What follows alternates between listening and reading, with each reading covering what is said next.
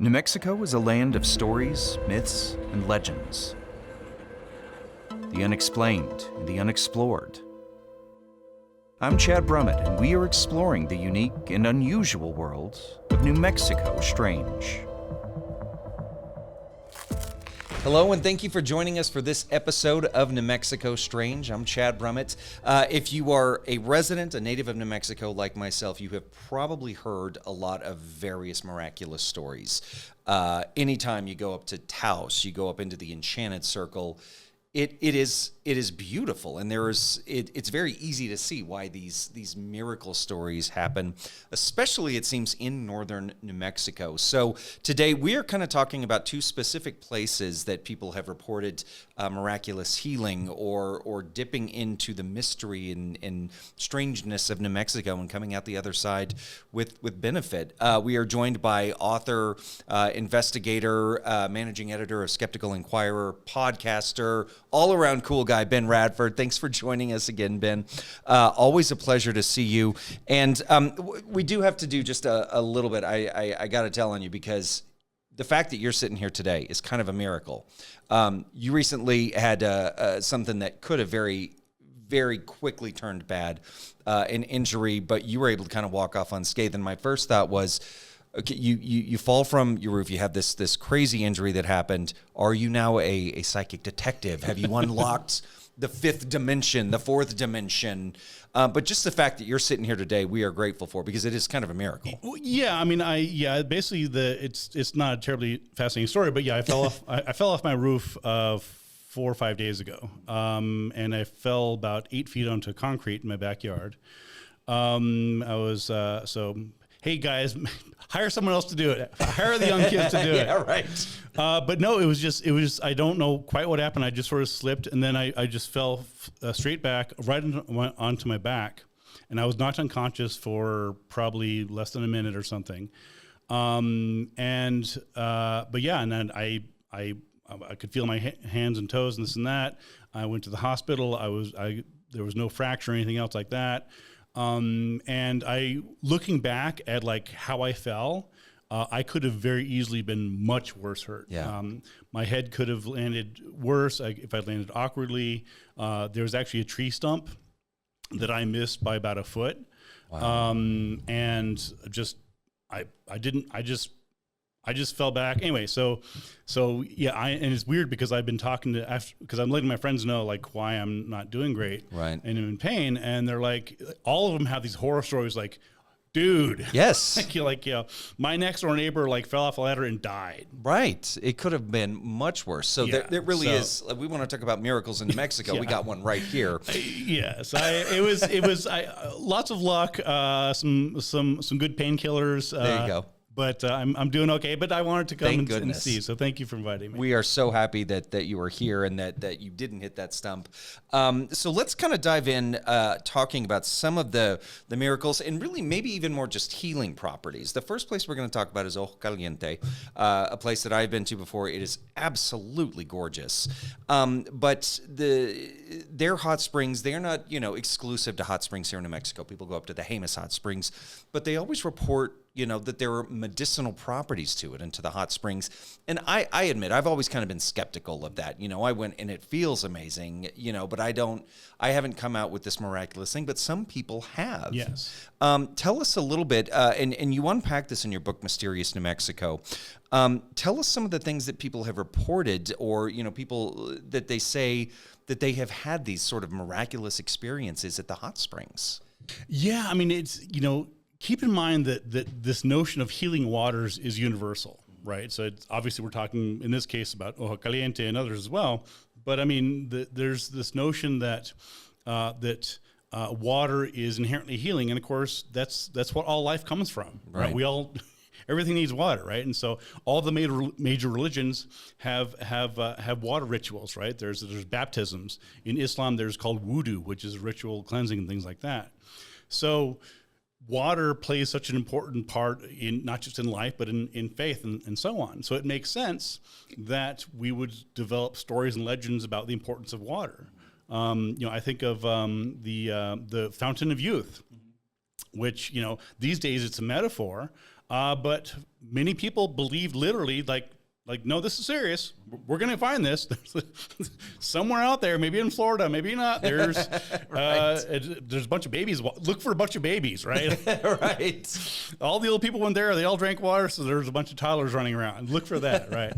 But again, keep in mind that hundreds of years ago, this was taken very. This was not a.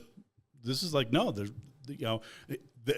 in some cases there be dragons, in some cases there be miracles. Right. And Ojo Caliente was one of the places where you had these miracles. And so, specifically, of course, it was known to the Native Americans for millennia as being a place where, again, of great beauty. I also been there many times. I remember going there for the first time when I was a teenager.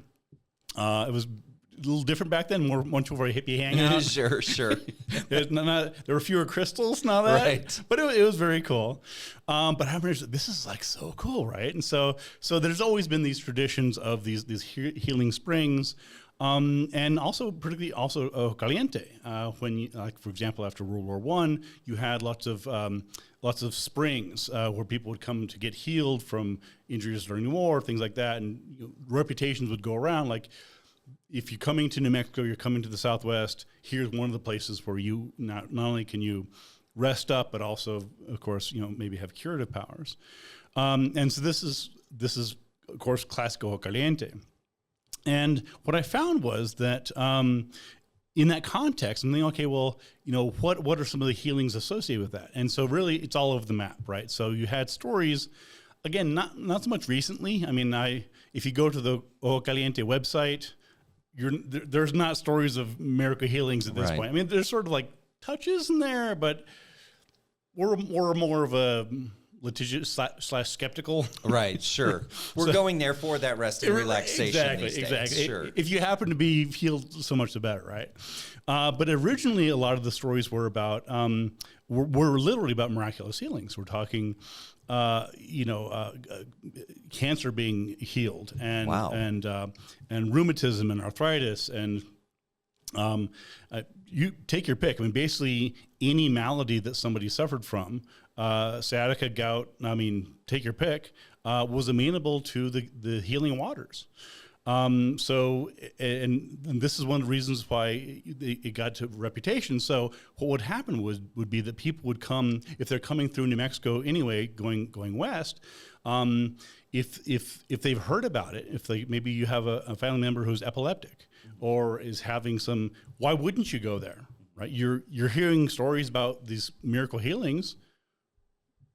You'd be stupid not to. Right. And again, this was also, before you could go to a primary care physician and get on modern medicine. So folks potentially looking for any sort of restorative, curative solution, they're going to try everything in their power. Exactly. And so, and part of it goes back to this notion of do you know about the theory of humors? Mm-mm. Oh, yes, I do. Yeah. Okay, yeah. So this is part of the idea of the healing water. So the idea was that, and this was actually the dominant medical, and I use medical in the lowercase. Right.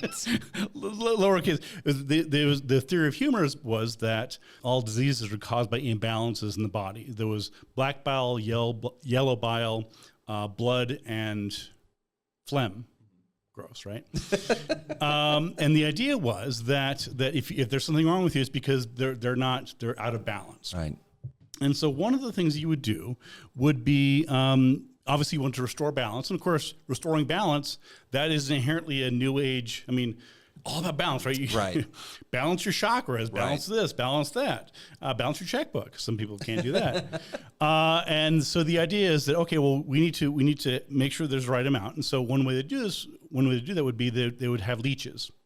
So they'd apply leeches to you. In some cases, they'd actually just cut you open and just bleed you out. And oddly enough, certainly from our modern perspective, it worked.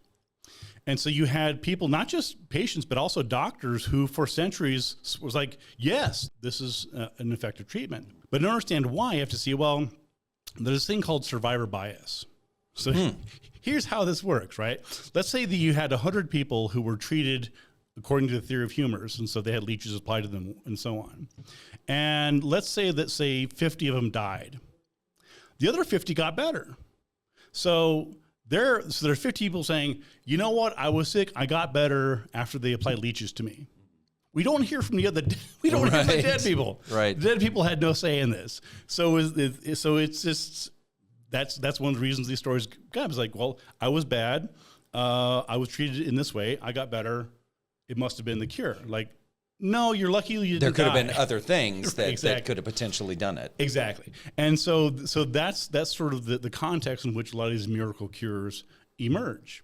Is people go to these hot springs, including Ojo Caliente, and at Ojo Caliente, as you know, they have different wells and different springs, and I just love wandering around the place. It's so cool. Yeah. They got this, it's just the mountains and the sky. Yeah, the and view is exceptional. Just sitting in some of those pools, and you know, it's just gorgeous. It's just gorgeous, right? And so, but then they have the different pumps that are labeled different things, right? So there's a Lithia spring, there's the arsenic spring, there's the iron spring, and the soda spring, among others. Those are the sort of the main ones. And each of those repeatedly has their own curative powers, right? So, for example, Lithia is said to help with depression and mood. In the case of iron, the iron water will help with blood, because, of course, blood and iron, and that's what makes red platelets. The soda helps with digestion, and the arsenic helps with digestion, and I think skin conditions and things like that. So these are all sort of stories, true or not, that have sort of attached themselves to different types of water. And that's one thing I find fascinating is, you go to Ojo Caliente and you just sit in the baths, and I love sitting in baths. I've spent a lot of time in hot baths the last couple of days. Let me tell you. I'm very familiar with hot baths. Lots of Epsom salts. And so it feels good inherently. So that's one of the aspects here, is that the simple fact of getting into a nice hot pool of water, regardless of what minerals are in it, is going to make you feel better. Right. And as we have discovered, and, I know that a lot of people that do suffer, that have clinical depression, sometimes they are prescribed lithium, that there are actual properties that maybe, 100 years ago, we didn't know that, or, that before that scientific medicinal discovery, all they knew back then was you get in the water, it takes care of this, or it helps with this. Exactly. And, sometimes maybe that story can be aggrandized that, and it also cured this. Maybe it fully didn't, but... Well, whatever, right? And there's nothing wrong with that. I mean, again, it's a case of where, my only real concern is if people are using it as a substitute for Western demonstrable proven medicine. If you want to take a bath in the hot springs, whatever, more power to you. Join. I'll be there. I'll join you. But but don't. I caution people, like, whatever your feelings are on alternative medicine, and there's a lot there. There's Reiki. There's therapeutic touch. There's all sorts of different stuff. We won't go into that now, but a lot of it's not proven medicine. It's just not, unfortunately. And so if people want to do that as an adjunct, that's one thing. Tell your doctor, by the way, because sometimes they can interfere with other treatments, but don't do it instead of. Right, and that's always the key. And, any of the stuff that we talk about with this, absolutely consult a doctor. This is not medical advice here that we're talking about. This really is just kind of unpacking stories over, over the years. Moving on, and I had discovered is kind of looking at the next location. I was unaware that Chimayo, hundreds of years ago had hot springs, but they are not known for their hot springs these days. When we talk Chimayo, we're usually talking maybe about their chili, which is fantastic. The Chimayo chili is fantastic, but it really is the Santuario, the Chimayo, the sanctuary that has the healing dirt. Tell us a little bit about that and what you have discovered in your research and findings about Chimayo. Yeah, I actually have a sort of tangential connection to Chimayo. I used to work at the Territorial House in Corrales. Okay. The formerly very haunted tea house. Then it became the Rancho de Corrales, and then it later burned down under slightly mysterious circumstances. Anyway. Okay. But it was founded by Arturo Jaramillo, Mr. J, as we called him, and he was from Chimayo. And I think, as I recall, he still owns a restaurant, or maybe he sold it a long time ago. Anyway, but so he was, sometimes when I was a busboy and waiter there, he would talk about Chimayo, and I was like, oh, this is kind of cool. And he'd always like, you give me some tamales. Anyway, but yeah, so Chimayo is especially fascinating because again, it's beautiful New Mexico setting. It is classic New Mexico, right? And then the chili and the food and the culture, you just steeped in it. One of the most famous aspects, of course, of Chimayo is the Pocito, which is the small hole inside the santuario where there is healing dirt, and it's of course world famous. Yeah, there's been books on it and TV shows and this and that. And, once again, you have this connection of earth, right? So you have, in the case of Ojo Caliente, you have water, healing water coming from Mother Earth. And in this case, you have literally earth coming from Mother Earth, right? So Pachamama, take your pick, right? And so in both these cases, there's this notion that true healing, spiritual healing, physical healing comes from the earth. Mm-hmm. It's not some man-made medicine that you can get wherever else. Nothing wrong with that. But in these cases, these are sort of folk medicines. It's again for people who either can't afford more traditional medicine or don't want it for whatever reason. And this is what's relied upon around the world. And so you can see the appeal of this. So yeah, that was one of the interesting aspects to it. You actually had a connection to that. You had spoken to someone that had used the dirt. Is that correct?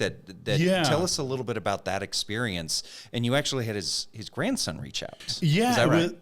It was a strange case. So I was on a TV show on the Oprah network, which is no longer around. Okay. I think Oprah had that network for like 3 months or something, and it vanished. But I was a guest on a show called Miracle Detectives. Okay. And I was actually investigating some miraculous weeping statues in Ohio, of all things. Anyway, so I forgot. I was only on for a second thinking about it, and then I got an email from a local guy named Armando Cordoba out of the blue. This was probably maybe 10 years ago. And he said, "Are you that Ben Radford I saw on TV?" I'm like, who's asking? Who's asking, right? Maybe. I don't know your girlfriend. And he's like, yeah, I saw you on TV, and I want to let you know that I was healed by the dirt at Chimayo. I'm like, interesting.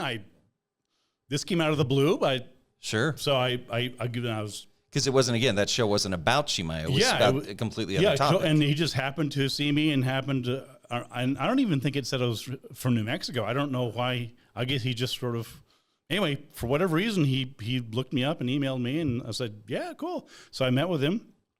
I met him and his wife, lived sort of over off 4th Street. And I said, yeah, tell me your story. And he said, yeah, basically the story was that he had, after he'd just gotten out of the Army, he'd been in a fire, like a flash fire, and been badly burned. He said he had like 3rd-degree burns all over him, and that he was in the hospital. And again, this has happened 50 years earlier, so I think this is 1950s or 1940s. I'm forgetting the exact dates, but so he's telling me the story from some decades on.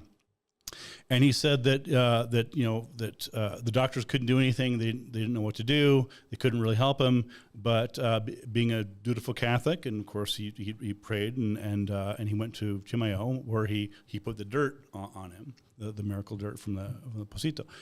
And he said that within a couple weeks he was healed. And he said his wife had helped him put the dirt on. And he said people were thinking, "You're crazy, dude. What are you doing? You're going to get infected." This is, but he had, strong faith. He said, no, he's going to take care of me.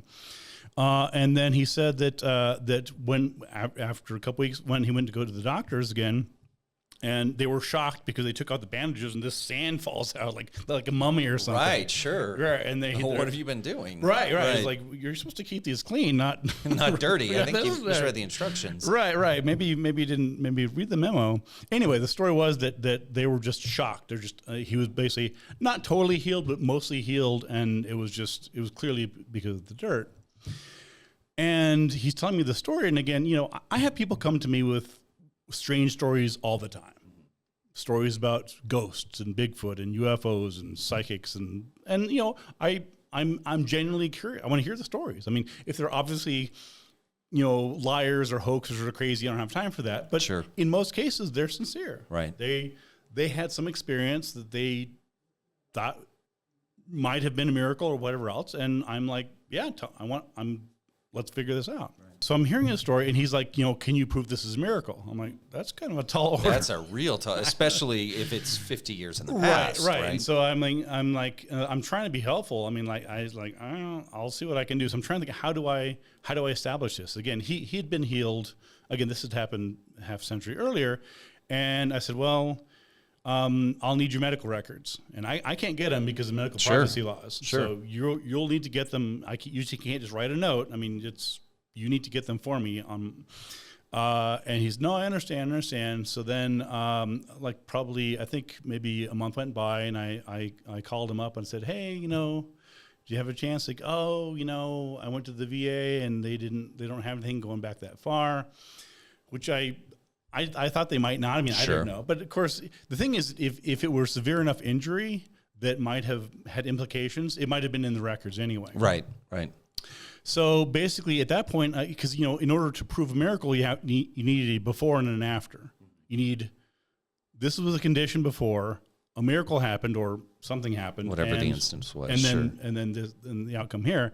And so I said, I don't, without your records, I don't doubt what you're saying, but I have no way to prove it one way or the other.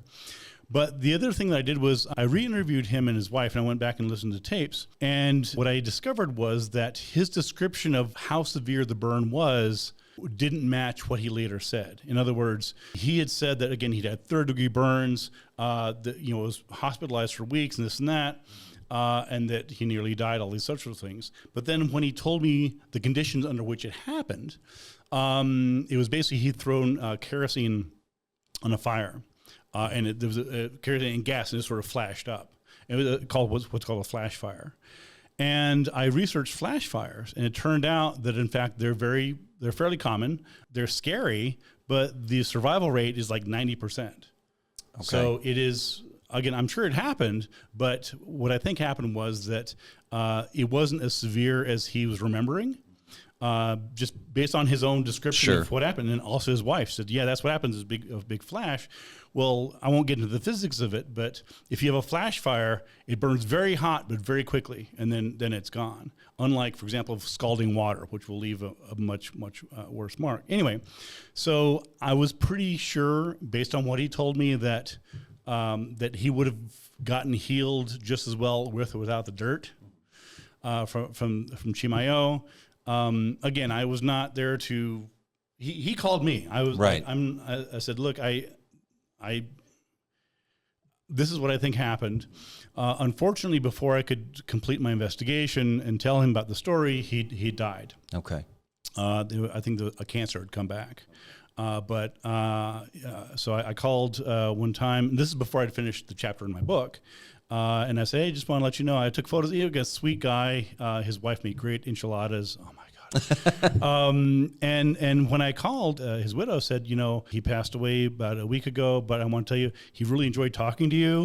And it was cool to have you come out and tell his story. And actually, after my book was published, a couple years after that, I got an email from Armando's grandson. And he said, hey, Mr. Radford, I just happened to stumble across your book, Mysterious in Mexico. Just somebody gave it to me. And I looked on page 47 or whatever it is, and there's my grandfather, Armando. Wow. And he's like, that was so cool. And he's like, I want to thank you for sort of for elucidating or fixing or talking about their family lore. Because this is something that everybody knew about, but nobody had actually done any investigation. It was all part of the story. Sure. And so even though I ended up, I don't want to say debunking, I ended up sort of casting some, but he's like, it was a beautiful story. And it was touching to me to have them appreciate that I was, making a sincere effort to understand what happened. Well, and at the end of the day, too, I think this brings up because, it's funny when someone, just thinking about that idea of can you prove that this was a miracle? Yeah.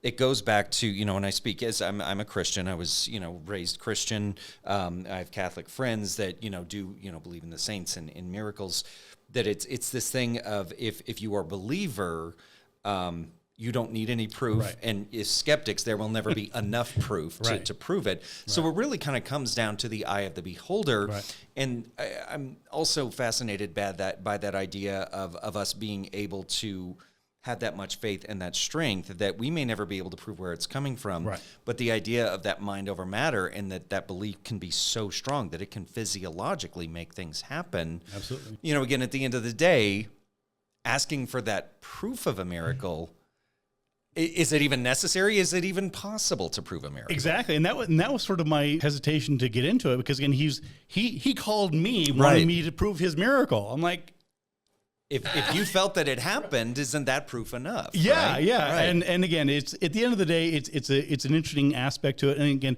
that's one of the things I love about telling that story was that he and his wife certainly believed it was a miracle. Yeah. I don't know, I genuinely don't know whether it was or wasn't. I did my best to explain it. People Right. can. It was not going to hurt my feelings if you Right. think I'm full of it. I really, I did my best. Maybe it was a miracle. I don't know. Yeah. Yeah, and you could look at it and say, to some people, it's a miracle. To some people, it's A, B, C, and D. Same thing, falling off of your roof and missing that tree trunk Right. and not breaking any bones. And Right. maybe it's just luck. Maybe it's a miracle. Who knows? At the end of the day, maybe we won't know. Maybe until we get to the other side, we won't know what the Either way, miracle I'll is. take it. Exactly. Miracle or Either not, way, I'll we'll take take it. it. Exactly. Ben, if someone wants to read, because those are just two of many of the stories that are covered in Mysterious New Mexico. And again, you are working on a sequel to that book. Can you give us a little sneak preview, maybe just of the topics? We don't have to get into too much of the weeds, but what are some of the topics that we might see in this new book? There's all sorts of weird things. Again, you could write a whole series of books on just weird stuff. Yeah. And it's just New Mexico is just. I couldn't have asked for a better place to grow up. I spent most of my life here, and it's just so bizarre and beautiful, and the people and the culture, and I love it. Basically, you can't throw a rock without hitting something weird, right? So, probably in the sequel, I might talk about, for example, there was a mysterious elk die-off that I actually wrote about for Discovery News at the time. It happened, I think, about 15 years ago. And it was a very strange case of where something like 200 elk, in northern New Mexico. Weird stuff happened in northern New Mexico, guys. Yep. Good Don't and know why. bad. All these elk just died. Just this massive, weird, bizarre elk die-off, and it made national news. I wrote about it for Discovery, and there were questions about what exactly happened. Some people thought it was lightning strike. Some people thought it was aliens. I dug into it. I think I have a pretty good idea of what it was. Okay. So there's that. Good to know. There's a handful of there's other miracles. There's also the St. James Hotel, which I've investigated but not written up. Okay. So that would very likely be Excited to read about that. So yeah. Okay, very cool. In the meantime, Mysterious New Mexico, the first one is available. Where do you recommend us picking up our copy? I always ask people, when they can, to support local independent businesses. So local bookstores, Bookworks, Treasure House, Page One, whatever else.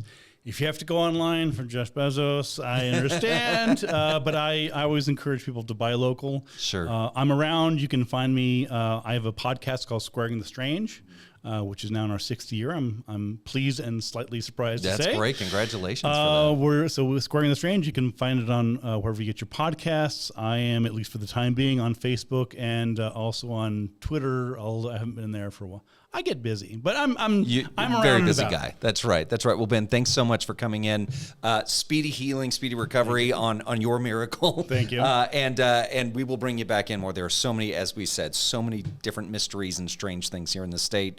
So get comfortable here. We're going to bring you back. I appreciate it. I love talking to you. I love what you do. This is just so much fun. So. Likewise. Thank you so much. And again, folks, if you want more information, we will have links on KRQE.com. I am Chad Brummett. Thank you for joining us on this episode of New Mexico Strange.